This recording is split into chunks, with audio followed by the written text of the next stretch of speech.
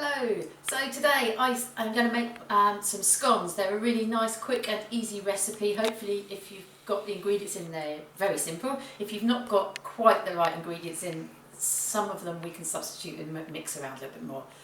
For the first one I'm going to make some sweet scones and then in a little while I'm going to also make some cheese scones. I have to say, of all the scones that I make, I think cheese scones are one of my favourites. But first off we're going to make some fruited scones. So, I have preheated my oven. It's about 230 if it's just normal electric, about 210 if it's a fan, or about gas mark 7 I would imagine is the equivalent of that. Your oven needs to be quite hot. I've also got a baking tray which you need to put some oil on it if you want to. I tend to line mine with baking paper just to save a bit of washing up on there, but your choice on that. Then the next thing you're going to need is some flour. I've got 225 grams of self-raising flour here. However, if you've only got plain flour, you can use the plain flour but just add in some baking powder to give it the raising agent that is there from the that's in the self-raising flour. So 225 grams of flour, and you're going to need 50 grams of butter or block margarine. Now, I have done this before with soft margarine, so if you don't have butter or block margarine, you could use soft margarine. It isn't as ideal. I'm going to roll this flour about in, roll the butter about in the flour and then just cut it into little pieces. We are going to be doing the rubbing in method like we did when we made the pastry for the chicken pie. And so we're trying to keep everything quite nice and cool and not melt the butter. If you're working with soft margarine, I wouldn't be cutting it up into small lumps like this.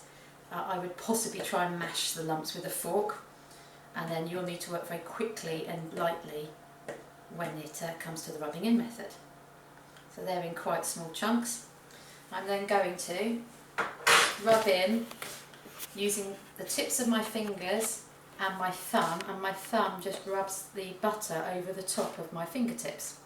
Each time I drop the flour, I pick up different pieces of flour or flour from different places and butter that's different. What I'm not trying to do is keep working the same bit of butter over and over again, otherwise it will become overworked and tough, and we don't want that with our scones. This will just take a moment or two to be finished, and once it is finished we'll be able to do a full shake of the bowl, and any large lumps that remain in the butter will come to the surface and we'll just be able to work those. Now, if when you're doing this you notice that your butter starts to turn a yellowy colour, or your flour and butter start to turn like a yellowy orangey colour, it means that your butter is melting, and it will then reform lumps as it melts, and at that stage you want to make sure you stop, otherwise you'll never get rid of the lumps because they'll be melted lumps rather than rubbed in lumps, or waiting to rub in lumps of butter. So just going quickly through this. Could do this in a food processor, it'd be much quicker, but I always think there's another bit of equipment to wash up, and I'm a lazy washer up. So now, to make these fruit scones, the next thing I'm going to be adding when this is done is going to be 50 grams of fruit. I'm also going to be adding 25 grams of sugar, and the recipe actually always asks for I think it's a quarter or half a teaspoon of salt. Because we're using salted butter in this, and because it's for a sweet recipe, I haven't bothered putting the salt in this recipe, and I won't do when I make the cheese scones either. So that is, oops, bit of flour on the floor. That is breadcrumbs, so when I give the bowl a shake there is no large lumps coming to the surface of butter. At this stage then, I'm going to add in my sugar, 25 grams of, and I'm going to add in my 50 grams of fruit. Sometimes we keep our bags of fruit in our baking cupboards for a while, so it might just be that you need to just loosen up some of the fruit if it's maybe started sticking together. You're then going to take the knife that you use to butter your bread and just stir those bits together. Now, I've used sultanas here, but you could use any dried fruit, but if you're using something large like a dried apricot, you just need to cut it into quarters or sixths so it was about the same size as the sultanas. You then need 150 millilitres of milk. Now, you might not need all this milk, and it's better to add less because you can always add more liquid but you can't take it out. We want to keep our ratios right with the flour here, so I'm going to add gradually about 2/3 of this milk and then stir it using the knife that I used to butter my bread. And I'm looking for quite large lumps to form and for there not to be an awful lot of flour around the outside of the bowl. So at the moment there are some large lumps forming, but there's still a lot of flour left around the outside of the bowl.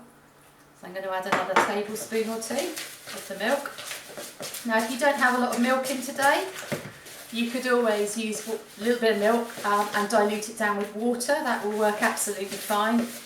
It might not be quite so rich, but it would work okay. Now I've got larger lumps forming now, which is great, but there's still quite a bit of flour around at the bottom of this bowl. So I'm going to add another tablespoon of milk.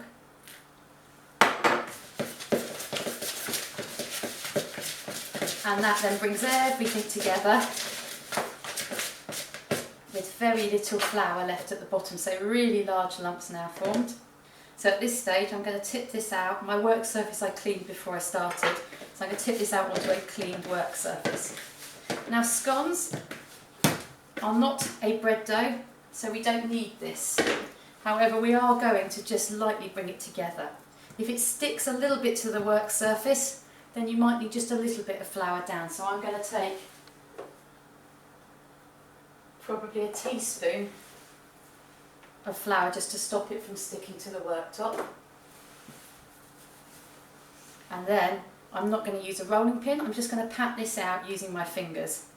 Sometimes it's easy to pat it down more on one side than the other, so try and keep it fairly even in thickness, and you want to flatten this to about 2 to 3 centimetres thick. I try and line it up with my finger and think where would about 3 centimetres be, and for me that would probably be between the two knuckle joints there, so I'm going to aim for about there. And wherever it is you're aiming for, however thick you make them, you need to make sure that when you bring these back together to use up your pastry or your scone mix, that you have the same thickness. You then take your cutters. Now I'm using a 5 centimetre cutter because the scones will be smaller and I will get more scones out of the mix, which means people feel like they're hopefully getting more scones on there. They might maybe get 2 instead of 1 large scone, and also at the moment, with not doing as much exercise as I normally would, I'm aware that we need to watch the portion size. So these then I'm just going to place onto the baking tray, which you've oiled or put some greaseproof paper on.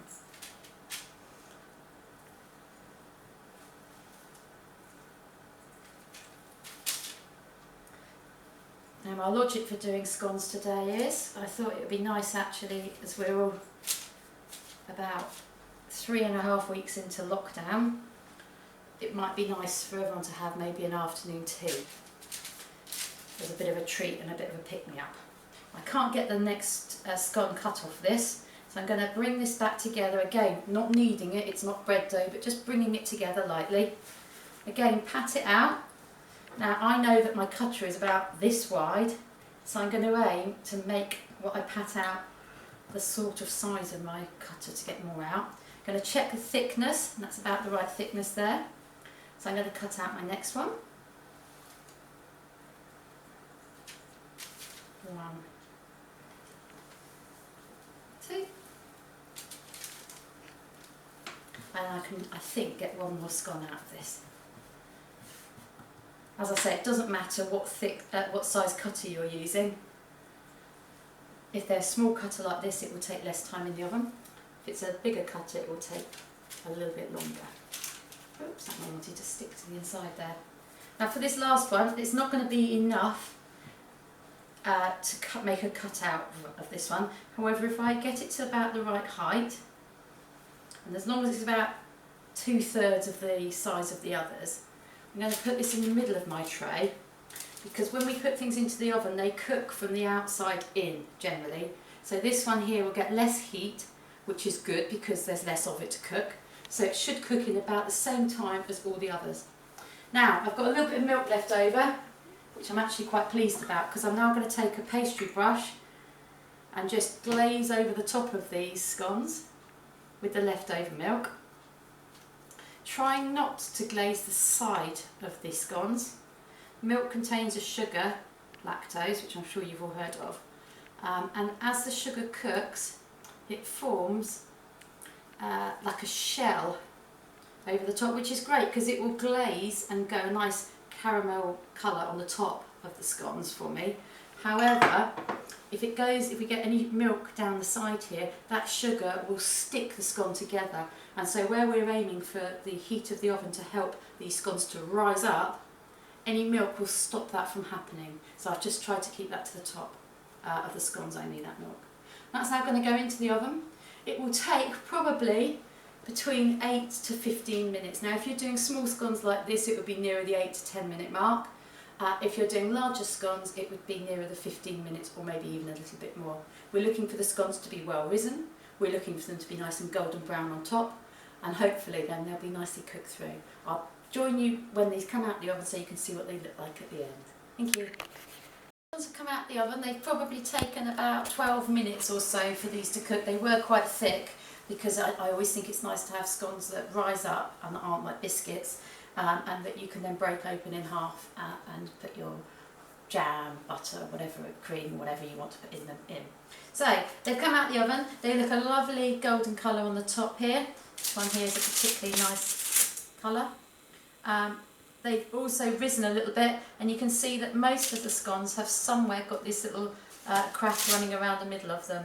This is the perfect place to break them open. They shouldn't need to be cut open using a knife to do that, and you'll see that on the inside there it's not doughy, it is nice and cooked, and there'll be hopefully some really nice scones for a little treat later on today. Thank you very much.